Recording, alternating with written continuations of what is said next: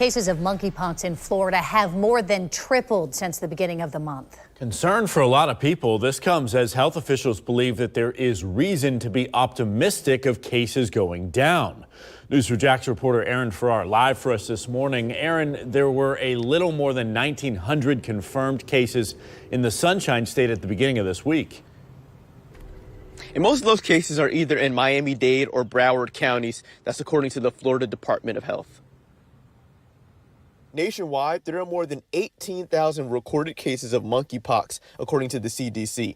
Florida has the third highest case count behind California and New York. A new plan is rolling out to get more vaccines out in communities at public events.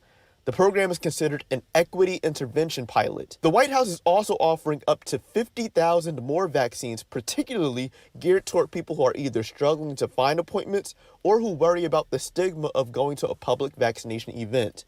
Right now, a majority of cases have been reported in Black and Hispanic people, but they have disproportionate access to vaccines. For example, Black Americans have received about 10% of doses, but made up a third of cases within the last few weeks. Dr. Rochelle Walensky, who is the director of the CDC, says there is some optimism in slowing the spread. We have started to see globally that we may be turning a corner. We in the United States had our first case about 2 weeks after some of the European countries that we've also started to see turn around. There are certain jurisdictions, New York, Chicago, San Francisco, that are starting to report that they're starting to see a downward trend.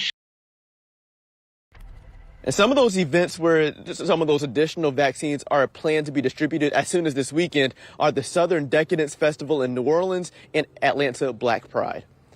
Reporting live, I'm Aaron Farrar, Channel 4, the local station.